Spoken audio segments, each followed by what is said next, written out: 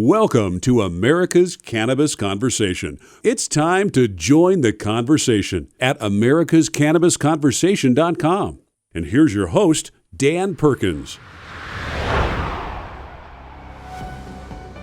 Hello and welcome to America's Cannabis Conversation Quick News Update. I'm Dan Perkins. Madison, Wisconsin. Wisconsin Republicans block medical marijuana from being re-added to the budget. Wisconsin Republicans have again blocked the state from legalizing medical marijuana as part of the governor's budget proposal. This past week, the GOP-controlled Joint Finance Committee voted against a motion to re-add the cannabis reform in the 21 to 23 budget plan. This action comes 1 month after the same panel first voted to scrap the governor's marijuana proposal, including both recreational and medical legalization from the budget. The cannabis measure were among 400 provisions that were proposed to be eliminated by the panel. The governor argued that the state is becoming more and more of an island as neighboring states adopt new cannabis laws. He framed his medical marijuana measure as an attempt to compromise with Republicans who opposed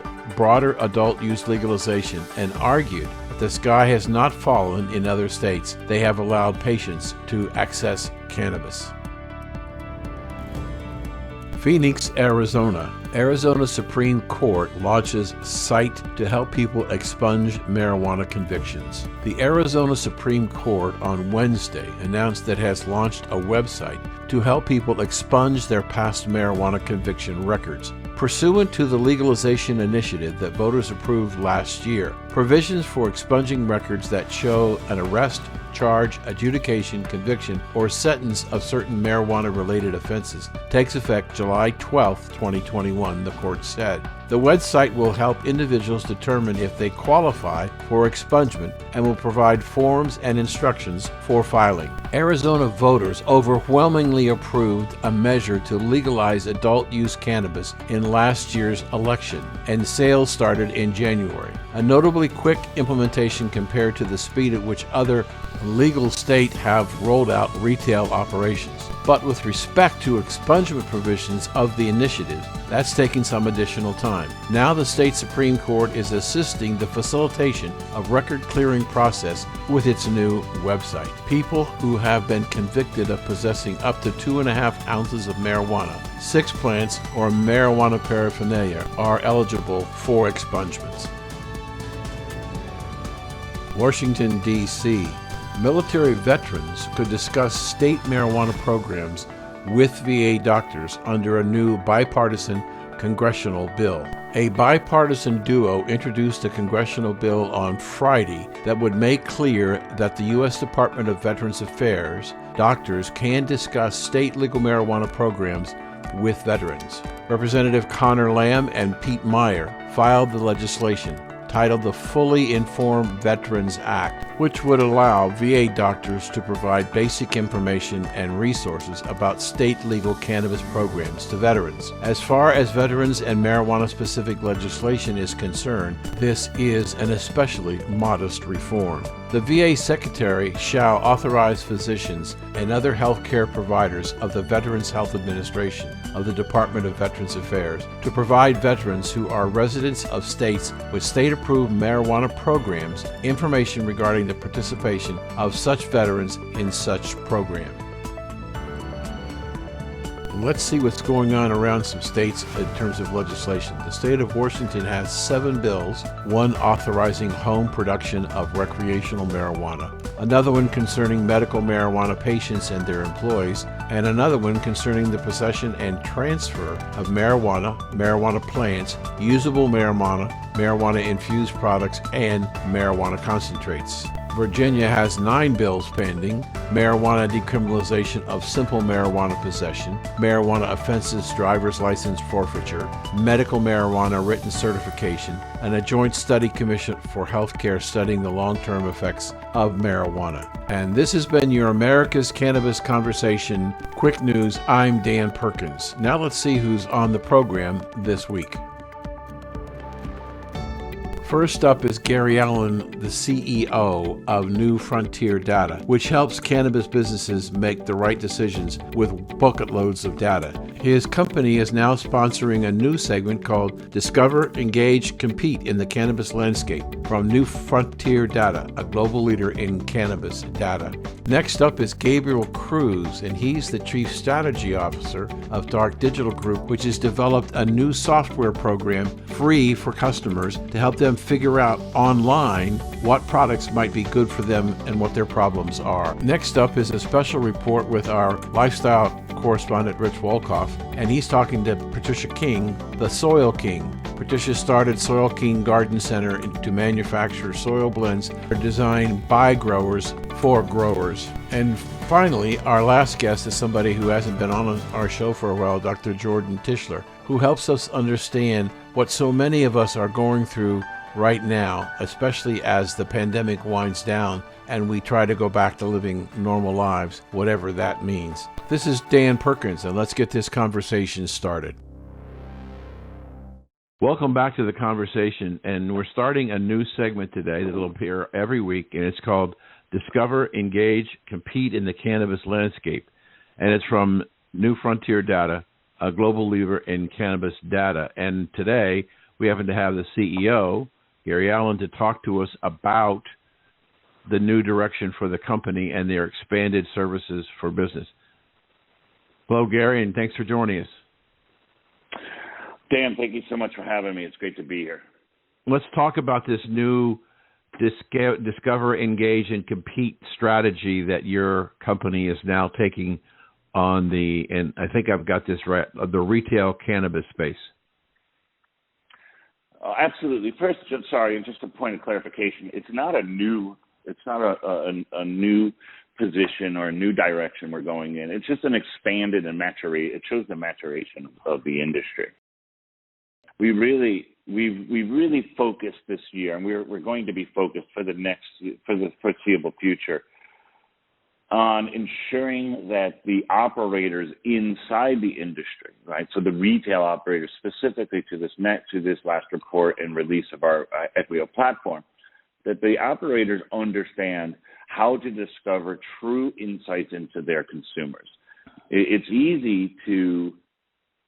reasonably easy with either your POS system or your seed to sales system to be able to identify what products and who bought those products from last month. What's more, what would be more engaging and important to understand is how are those products selling compared to the population of the consumers and the size of the consumer population around your retail operations. So I may know that I sold 50 of one product last month, but could I have sold 500 of that same product if I was marketing and understood the consumers in and around my dispensary? And so New Frontier Data is really focused this year on providing the retail operators the powerful insights that enable them to, again, and I'm sorry, but discover, engage, and compete in their local market. Right. I have to tell the audience, I happen to be able to see the new updated Equio product, and I just was amazed because I called Gary and I said, if we both think that should the Congress and the President sign changes in cannabis from a legal standpoint, I projected that within 30 days there'll be 10,000 new businesses that will be incorporated in the cannabis space. And this particular piece of software, actually, I'm talking to other customers of ours and other potential advertisers about using Gary's software because you can sit at your desktop and you can play enormous what if scenarios. What if I go to this state, to this city? What's going on? I just think it's phenomenal, and I encourage you to go to newfrontierdata.com and look for the Equio software. And I'm sorry for butting in there, Gary, but I'm just so amazed. I'm amazed and at what you've done and the quality of the data. You're absolutely right. It's going to help you discover who your customer is, who your customer should be, and then the engage and compete is all part of the process. So I just tell you, from my standpoint, I think it's a fabulous piece of software. Well, obviously that's a ringing endorsement, and I really appreciate that, Dan. Thank you. So let's talk a little bit more about Discover. Sure. So we led this effort this year with the release of our Cannabis Consumer Evolution Report just a few weeks ago. And the idea was to continue to show a consumer-led marketplace evolving and maturing. And the understanding, the discovery of who the true consumer is the first step in doing that and ensuring that we're not simply selling value or offer-based products to our consumers, that we're actually selling products to our consumers that the consumers want, the consumers enjoy, and they will continue to engage with over and over. And so with the report release of a few weeks ago, we followed that really quickly through with our Equio platform. And the first part of the Discover in the Equio platform, and if you have not tried it yet, please go and you can not only see my demo video within the Equio platform or on our website, but you can have a free trial. When you click on the retail marketplace, the first thing you see, again, under the Discover, is you see a representation of every single active dispensary in the United States.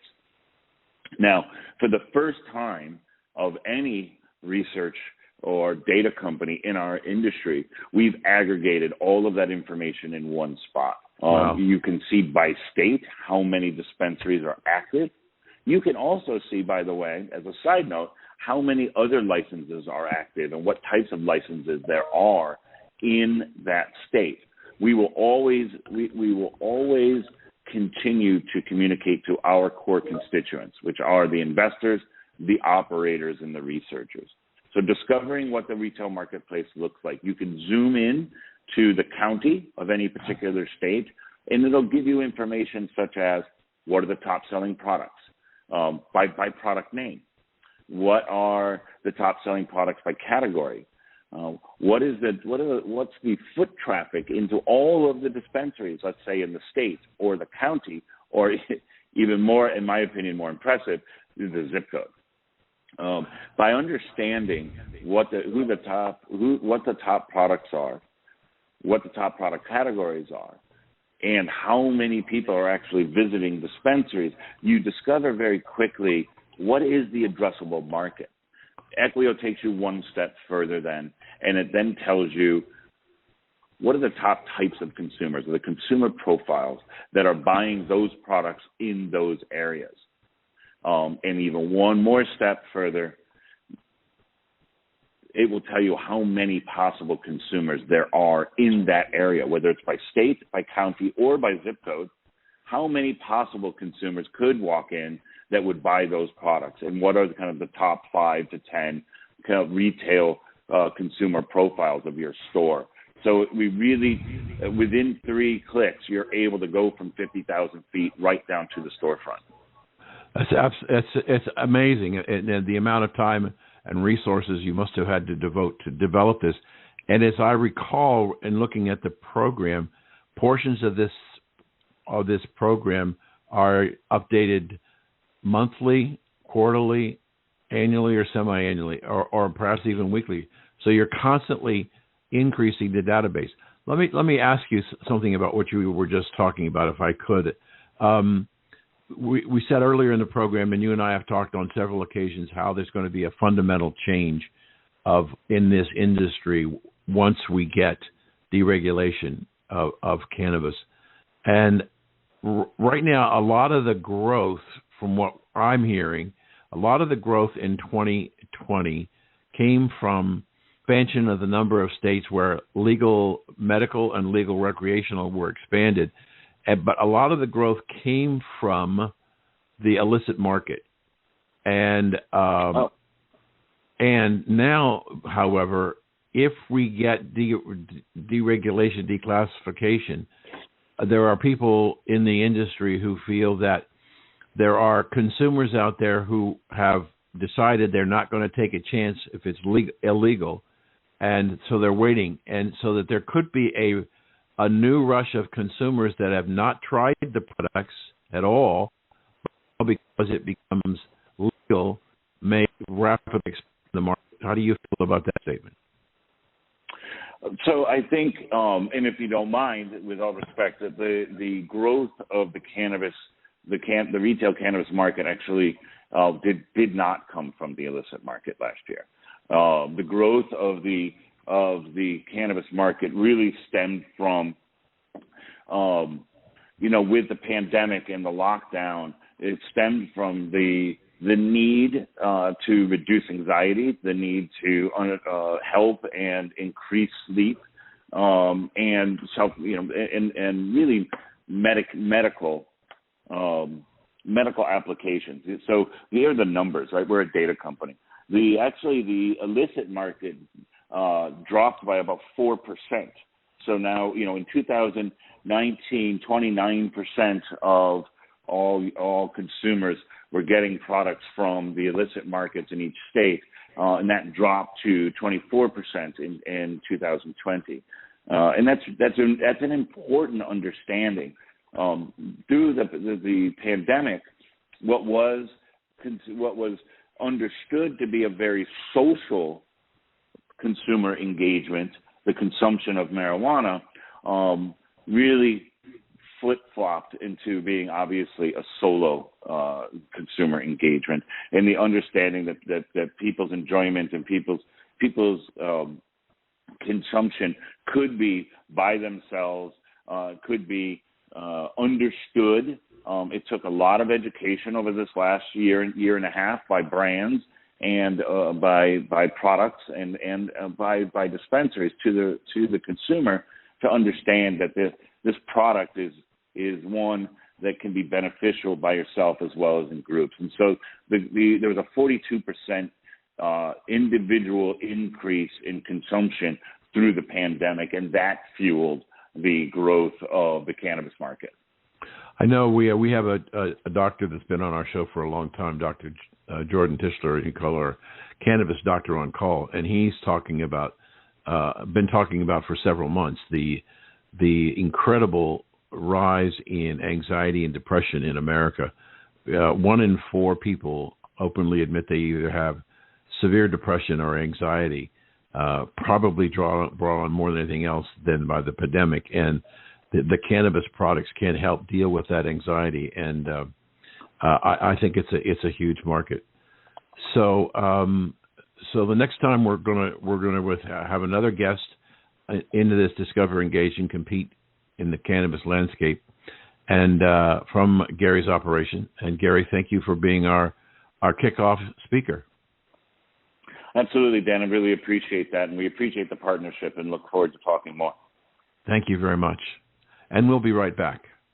Hello, this is Dan Perkins for America's Cannabis Conversation, and I want to tell you about a new sponsor, New Frontier Data, and their Equio amazing software to help you discover, engage, and compete in the cannabis marketplace. For the first time, you have the ability to discover on your computer desktop valuable information on state, city, and even zip codes to assess your opportunities for cannabis investment in that market. Through the Engage portion, you will be able to figure out what products in a marketplace consumers would be interested in buying. And finally, with Compete, you'll be able to look at prospect profiles and find new and innovative opportunities to test new products to attract new customers. Significant change is coming in the cannabis industry, and you need to get ready now and be prepared for this fantastic opportunity ahead of you. For more information on the Equio software for your business, go to newfrontierdata.com and look for the Equio section and expand your horizons. I'm Dan Perkins. You're listening to America's Cannabis Conversation on W420radionetwork.com. Welcome back to the conversation, and joining us today is Gabe Kruse, who's going to talk to us about an amazing product that really is designed to help dispensaries and their employees, more specifically perhaps the bud tenders, be more productive and make more right decisions on part of the clients. He's with, this is David Kruse, and he's with UpSparrow. Welcome to the conversation, Gabe. Hey, thank you, Dan. Appreciate it. Thank you for having me. My pleasure. So tell us a little bit about how you came to invent this code? Sure. Happy to. So my background's actually in software. I was able to start and fundraise for my first ever software company in the video gaming industry when I was about 22, and fell in love with technology and its capabilities in all forms very quickly. But I learned a lot of lessons along the way, and one of them being that you don't want to overinvest in product and just building pixels. You want to validate your market and validate the needs that are out there first, and then start building.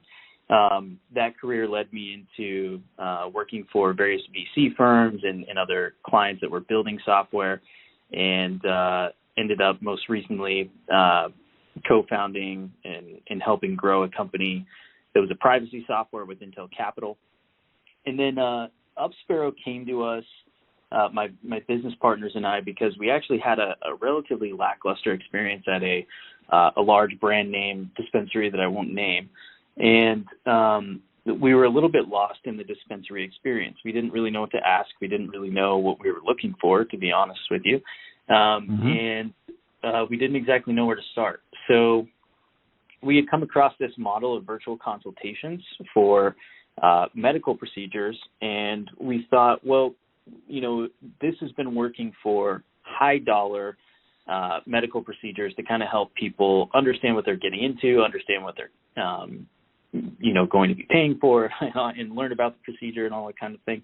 So we make that smaller, that experience smaller for the 80% of people in the U.S. who haven't tried cannabis, and make it easier for them, friendlier for them to be able to, if they're cannabis curious, be able to learn more about the plant, learn its benefits and its values of how they could, be using it, instead of just walking into a dispensary similar to a bar and being, the bartender or bud tender being saying something like, what can I get you?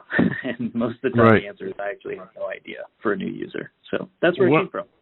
Okay, super. Thank you. One of the things that we talked about on our pre-show interview was the possible changes that are going to take place should the Congress pass and the president sign a reform of the cannabis laws that would no longer make it a criminal substance.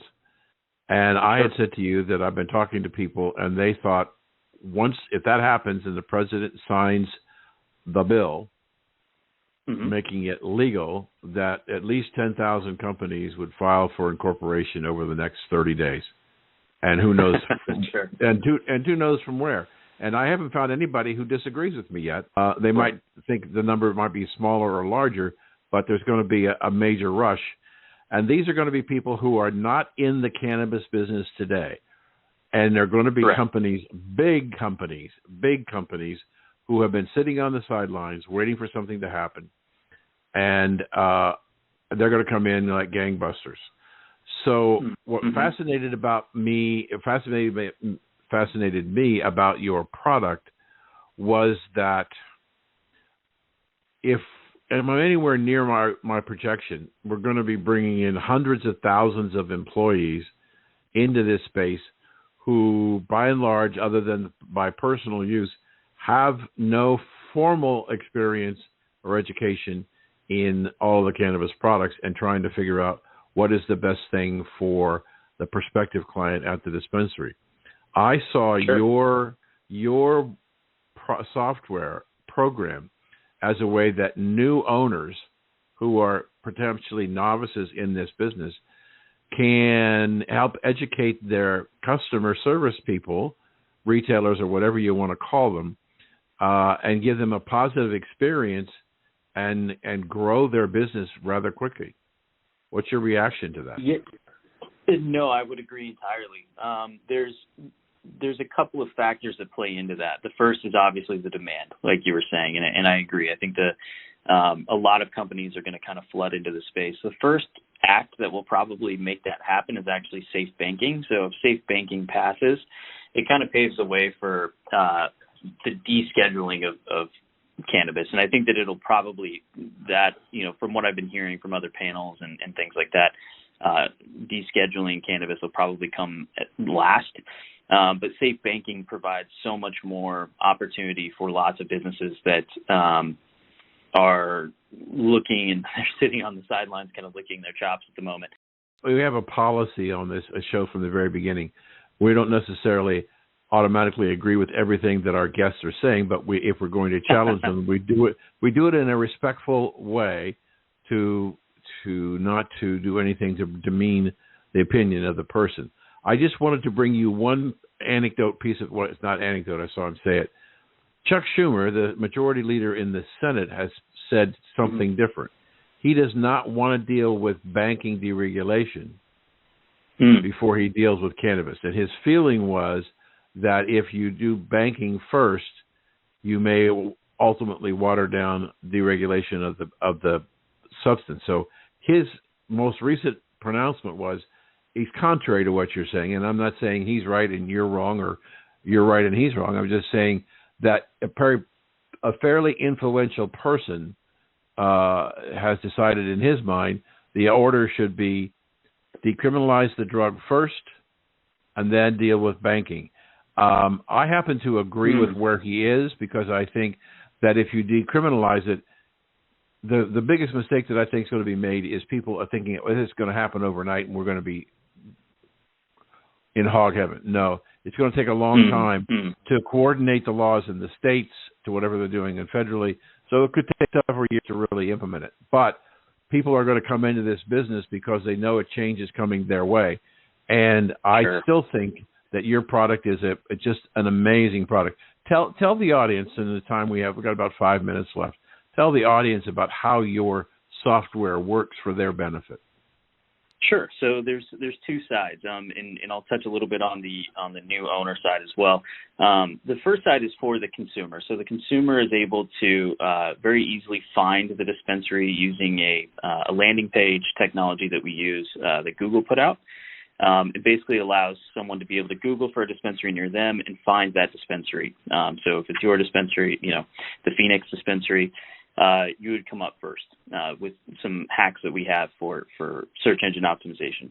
Next is that you fill out a short quiz, and you fill out some of your contact information. The quiz basically tells you, or you're telling the dispensary rather, this is why I'm looking at cannabis, recreational, medicinal. This is how I've consumed cannabis before. This is how I prefer to consume cannabis in the future, and anything else I should know or anything else like that. Now, at that point, the consult goes over to the dispensary, and the dispensary basically looks at your quiz and your information and selects products that they think would be most beneficial for you.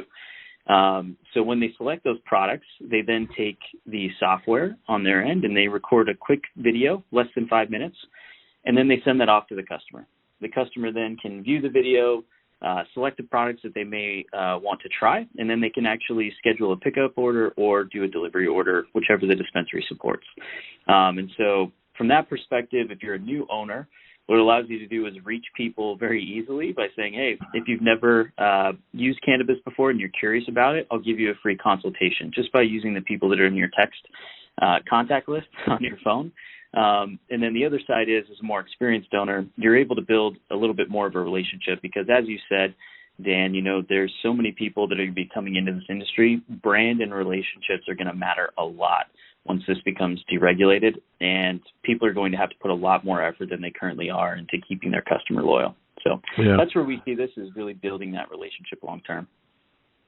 If I go back to the questionnaire, I just wanted to ask you about if I don't use a cannabis product, I might be using an opioid or whatever, but do you also ask medical information? Do you have pain, and if so, where is it, and a pain level? Do you do any of that kind of work? So we've looked at adding some enhancements to our quiz overall that are more specific ailments and things like that. We want to be a little bit careful because obviously the dispensary can't recommend certain products based on ailments. You kind of have to talk around it. You have to say, oh, this is how this product works for me, or this is what it does for me when I take it. You can't exactly recommend it. So that, on top of the fact that we're just getting our HIPAA compliance built in this month, that's something that we're being a little bit more cautious about. But it is something that could certainly happen in the video form. so that the dispensary can offer this service to a potential customer. The customer or the consumer does not pay a single thing. That's correct. Wow. So I can shop online, fill out a questionnaire, get a suggestion of products that might work to help me in whatever I'm trying to deal with, and then I don't pay anything for it, and I can identify the dispensary. And is the video that comes back, is it done by the bud tender, or who does it? Yeah, usually one of the really well-trained bud tenders is going to be the one that's recording the video for you. Okay.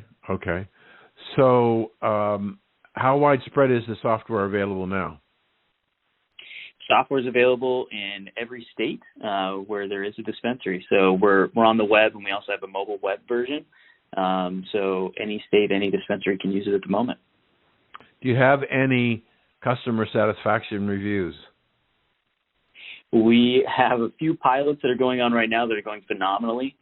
We actually have built this business before and assisted in building it in dentistry. And so our so far in multiple cases, that's taking treatment acceptance and purchases from 10% conversion to over 80% conversion. So people are seeing phenomenal results so far. That's terrific. We've been speaking to Gabe Kruse, and he is with UpSparrow. And thank you for joining us today, Gabe. Appreciate your time, Dan. Thank you. Thank you. And we'll have a link to his website on w420radio.com. And you can also hear, if you didn't hear all of the interview with Gabe, you can hear that and go to the archive section and look at other programs that have been on over the last almost 100 weeks. We'll be right back after this message from our sponsor. Hello, this is Dan Perkins with more information on the new frontier data software called Equio. Let me ask you this question. Would the success of your business be impacted if you knew the frequency of visits customers spent in competitor stores? Of course it would. The question is, where do you go to get this information? This is just one of the many pieces of information that you can get through the Equio software available at newfrontierdata.com. Remember to click on the Equio button and don't forget to ask for the special offer. I'm Dan Perkins. America's talking about America's Cannabis Conversation. Check out the archive of past shows at americascannabisconversation.com. Time now for the lowdown on another high-time experience. Here's 420 lifestyle correspondent Rich Walkoff, W420radionetwork.com. Well, folks, it is planting season, and whether you're a novice or a pro, you always welcome the advice of a gardening guru, and we've got one for you today. Let's welcome in Patrick King, the Soil King. You got a garden center in Cloverdale in Northern California, kind of the gateway to the Emerald Triangle. And dude, you've been doing this for a long time, growing and helping people, and I guess it's in your soul, in the soil. I'm a fifth generation Johnny Appleseed, so it goes generationally back a long time. Yeah. Well, tell me, you got the big roots bloom, you got stuff blowing up globally. What's the genesis? How did this all start for you? Because it's just a fascinating story of doing what you love. I mean, and my passion is the only consistency I have in my entire life is cultivating some sort of agriculture from the first memory of being in a strawberry patch at 3 years old. So it's what I do. It's what I love. And my biggest fight is there's no segregation in agriculture. So I don't care what you're growing. There's no difference, and it should not be segregated, whether it's vegetables, if it's perennials, if it's trees, if it's cannabis, if it's mushrooms.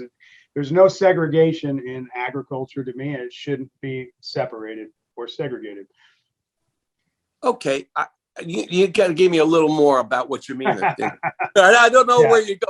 Yeah. So Soil King, that's who I am. 2006, 2007, somewhere in there. I built how many? About 600 homes as a builder developer so far, and just in Cloverdale alone and the surrounding area, I built 67 homes. So during that whole time, that wasn't my passion. Agriculture was my passion. So everybody said, man, your vegetable gardens, because I grew a lot of vegetables for my community and donated them to all the charitable organizations around us. And back then they said, why are you doing this instead of, why are you building houses instead of doing what your passion was? So then Soil King was coined because I made my own soils back then. And here I am today, what is it? Over almost 2 decades later, and I'm doing exactly what I want to do and what I love to do. And that is help the world fight against pesticides, chemical farming, and the genocide of the soil that's been across the planet. So I want to educate and teach people how to produce their own vegetables, any type of agriculture, feed the soil with great biology, and that same emphasis on biology, fungal and healthy practices that we put in our soil produces a plant that feeds our soul. And the same biology and fungal in our soil is the same health for our gut. So it mimics that. So when we destroy our soil with products, the herbicides and glyphosates and all the things that people put in, and they were taught that it's okay to consume, it's a lie. And my fight in this world is to unravel that onion and give back to what Mother Nature intended and left behind for us.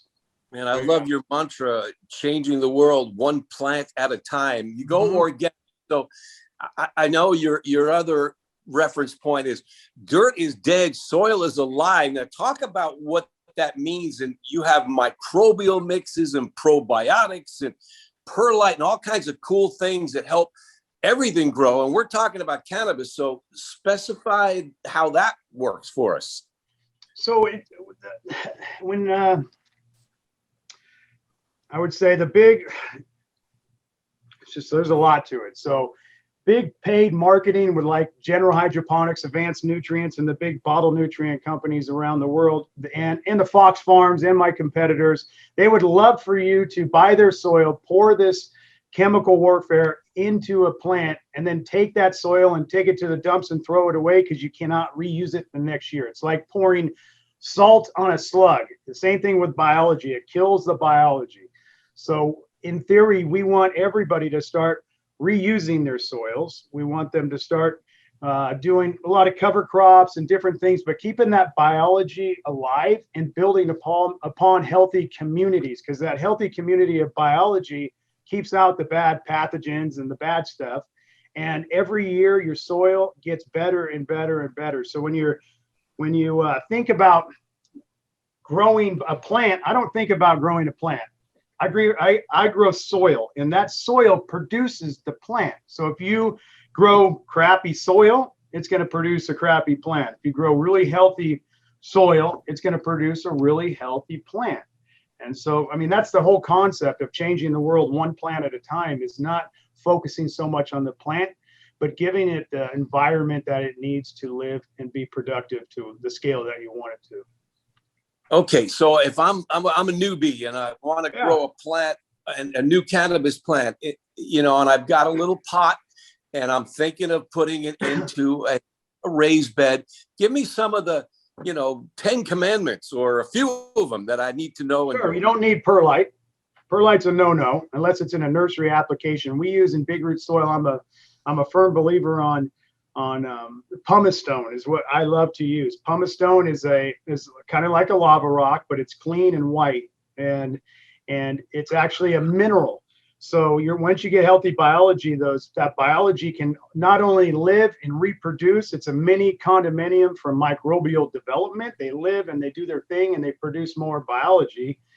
And on top of that, they can eat and chew the walls. And at the walls, it breaks down into a mineral content. So then they're producing minerals for your plants off it. With perlite is a waste. So the perlite industry came about as it's weighs nothing. A bag of perlite weighs absolutely nothing. And if a manufacturer of a soil producer can put 30% perlite in that bag, then that weighs nothing. That means they can get 30% more bags on a truck going across the country, which means they get 30% more in sales on the same transfer of loads. So they aren't selling you perlite because it's a healthy thing. Perlite was out there for, it was being sold as you need it for aeration.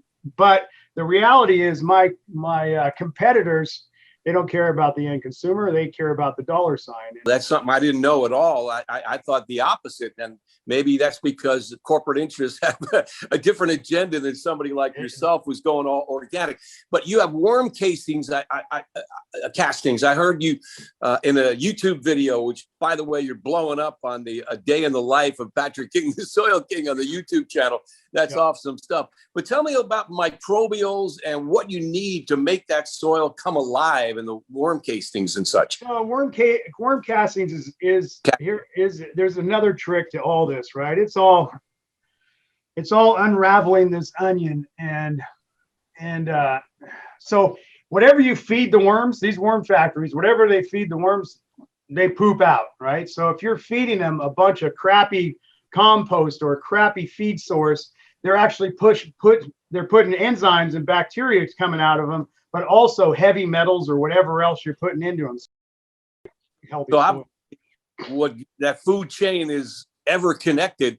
Now, you've partnered with a lot of cool legacy growers, Redwood Remedies, Mendo Dope, Green Shock Farms, and a bunch of others. Well, so again, yeah, that's awesome. So obviously you're doing it right. So what are some of the pitfalls that, somebody growing cannabis for the first time or they're relatively new at it? What are some of the mistakes that people commonly make and some of the remedies that you could offer, Patrick?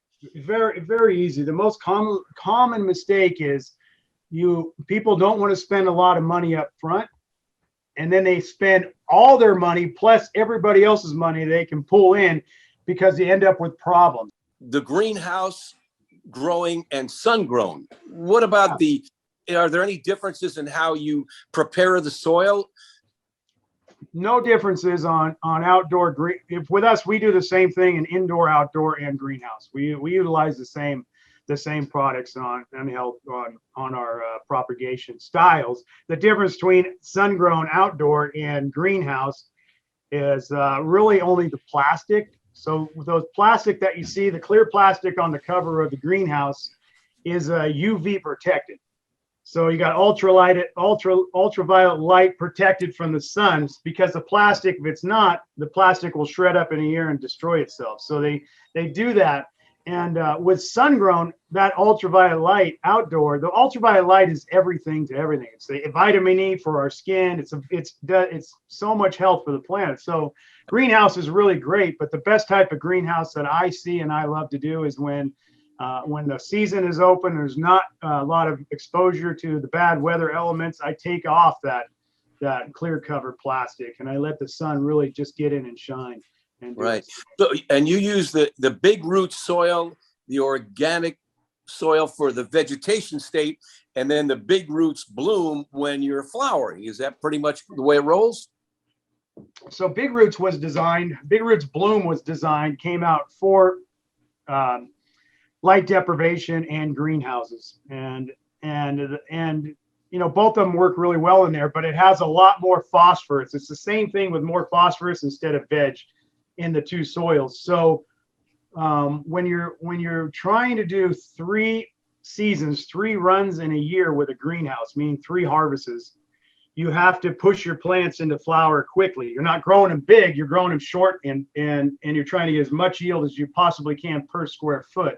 So when we do our greenhouses, I like to do I veg plants for about 7 days to 2 weeks, really 10 days to 2 weeks, and then I flip them, and I do a lot more plants per square foot in beds.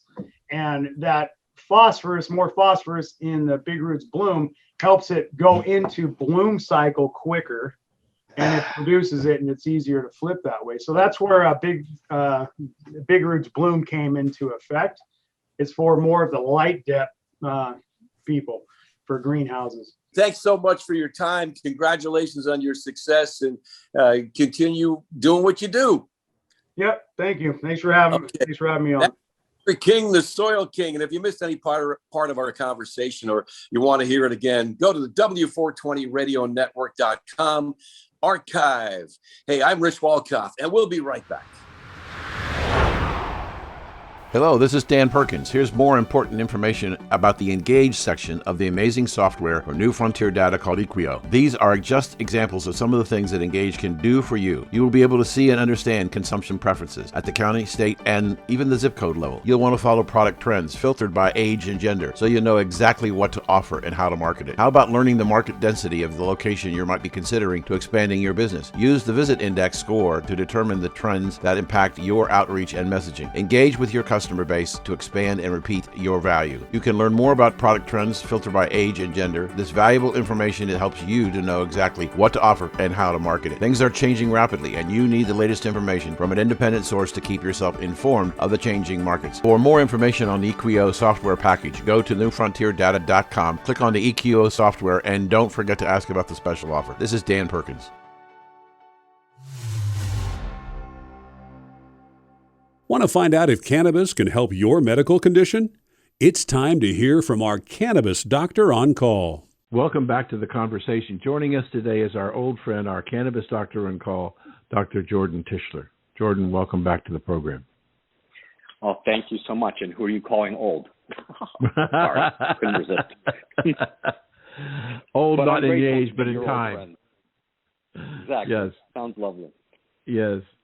So, Doctor, we're facing an issue. You and I talked some time ago about the 1 out of 4 Americans suffering with anxiety or severe depression.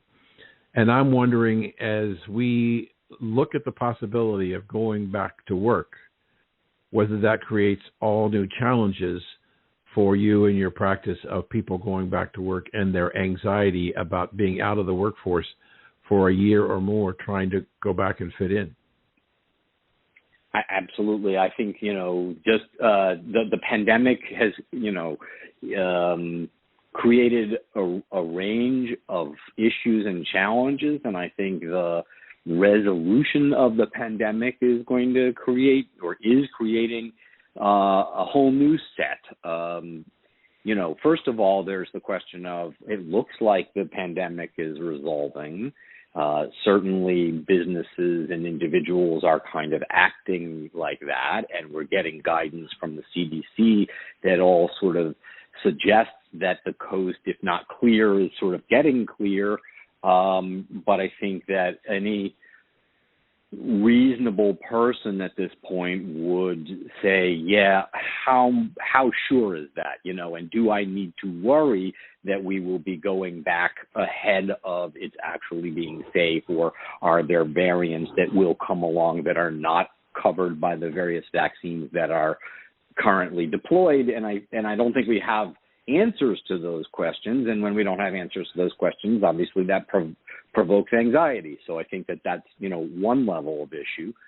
And then to your point, many of us have been either out of work or working in some very different than usual circumstances, and going back to the office in a very literal fashion, I think can provoke anxiety about how things were. And I think everybody has kind of longed so much for the way things were that we haven't really grappled with the fact that things weren't that great beforehand. And so rushing right back into what was not so great is probably less than ideal. And if we were really smart monkeys, which we're not, then we would probably be trying to learn something from the good things that came out of the pandemic changes, and try to carry those forward. And I'm not seeing a lot of that at this point.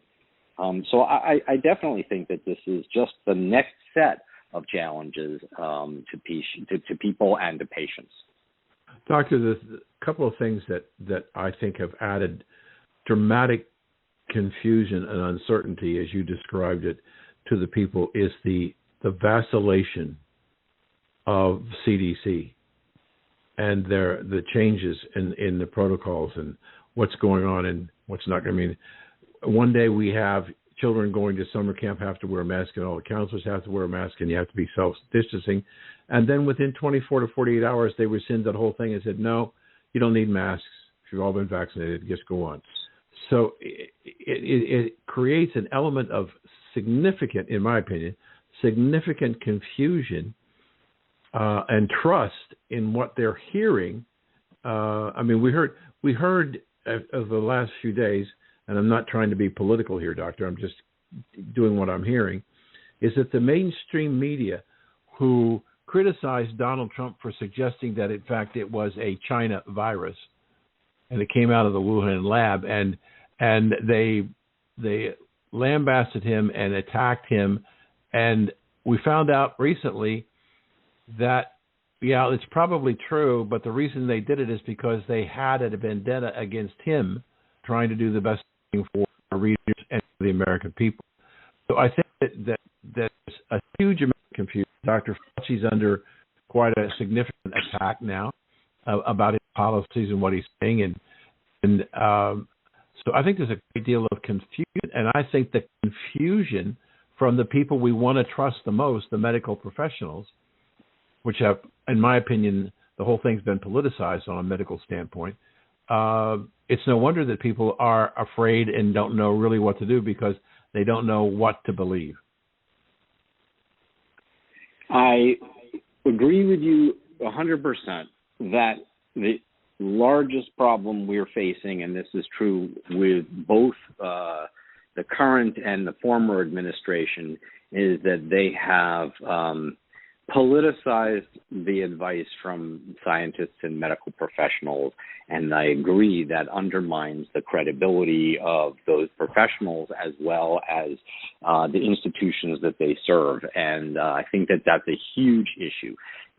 We have to make some amount of leeway for the fact that the facts are accumulating over time, and that may in fact change the point of view of our learned colleagues, but those facts should be things that we can point to in terms of science and published results. But you're right, there's an awful lot of a political overlay, for example, with regard to some of the mask wearing and social distancing. My understanding has been that some of those guidelines were relaxed not because it was necessarily so safe to relax them, but rather to encourage people to get vaccinated. And while I think that people should absolutely get vaccinated, I think that should be promoted in a way that uses facts and is clearly based on the science of the situation, and not on this sort of like, well, if we let them take off their masks, because they're vaccinated, that would incentivize people to get vaccinated. I think that if you're looking around at the problems we faced over the last, 15, 18 months, and there's no medical reason that you should not be vaccinated and you don't want to be vaccinated, my personal take is that you need a real discussion about the facts before you make that decision. But I certainly don't think that we should be, trying to sort of incentivize or hoodwink or otherwise kind of lead people down a garden path. Well, it's I don't know interesting. how we're going to handle vaccination. I mean, I think that everybody should be vaccinated, but I don't know how that comes about, and I don't know how you promote that in a fair and morally appropriate fashion, and I don't know how you enforce it if you enforce it in certain circumstances where you might want to make sure that people know that they're in a safe crowd of people. That's, I hate to say this, but above my pay grade. Yeah. Well, I don't think there is a pay grade for that, but what concerns me, Doctor, is that we have a situation where the president said he wanted 70% of all adults to be inoculated with the vaccine by July 4th. And we've gotten to, depending upon, again, just horrendous reporting, depending on who you look at, you've got somewhere between 42 and 46% of the population has been vaccinated. Some reports say over 50%. CDC doesn't say that. It says like 42, 43%. And those people that are saying 50%, if you go to the CDC website and you look at all the states and you look at the number of vaccinations that have been given, how many vaccine vials they have as a percentage of the population, there is practically nowhere in the country where we've gotten to 50% of the population. So I think we're being misled. I think what we're beginning to understand, what we heard in the very beginning, the minority population in this country does not trust the vaccine and doesn't trust the government. And they're about 43% of the population. And so what we're seeing is they got the low-hanging fruit of people who were in favor of getting the vaccination, and they got them. But now what you're seeing is that the number of daily vaccinations are dropping. But on top of that, doctor, you're talking about people, the number of deaths and the number of infections is dropping. In fact, England reported today 0 deaths. 0. And they're not anywhere near the percentage of vaccinations as that we are. So now the people are beginning to say, well, wait a minute. If the thing's dying out and the thing's going down and we haven't even got 50%, why should I get vaccinated? And I understand that as a medical professional, you think it probably is a good idea for everybody, but there is an issue of trust in the minority races in this country against the government and their medical procedures. And yet, with less than 50% of the people inoculated with the vaccine, we are at every state in the country is at the lowest level of cases and deaths than they've had since a year ago. So something's working, and it is maybe a combination of the vaccine and the number of people who got sick and survived. But the idea that we've got these other people who haven't gotten vaccinated for whatever their reason, that we want to try and do everything we can to get them to get vaccinated, why should they give up their personal rights and freedom if they don't believe that it's a good idea?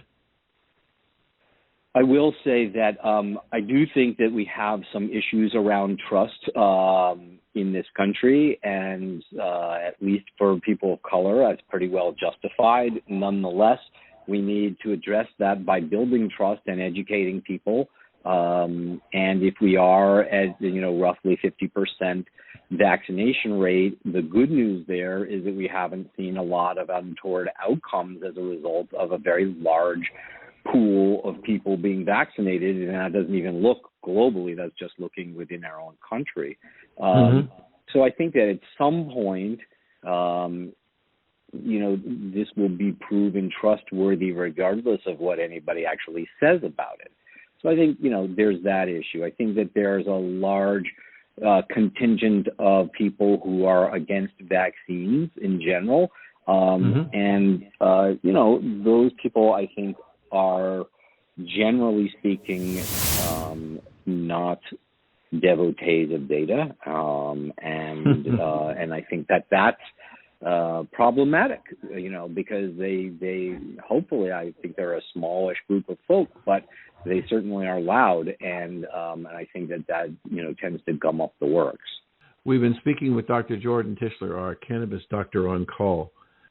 Thank you for joining us today, Doctor. My pleasure. If you missed any of this terrific interview with our old friend, Jordan Tischler, you can go to W420radionetwork.com, go to the archive section, and also look for the guest registry where we'll have all of his contact information that you can reach out to Dr. Jordan. Hello, this is Dan Perkins, and I've got a question for you. If you knew what your customers wanted, would you be more successful? Of course you would, but can you obtain this valuable information for your success? If you use the Engage portion of the Equio software from New Frontier Data, you won't need to guess what customers want to buy. Guessing can be very challenging and expensive, and more often than not, non-productive. If you want to find out what customers want, then go to newfrontierdata.com and click on the Equio button, and don't forget to ask about the special offer. This is Dan Perkins. Thank you for taking part in America's Cannabis Conversation. To hear this show in its entirety or to hear any of our archive shows, log on to americascannabisconversation.com and tune in for the next installment of America's Cannabis Conversation.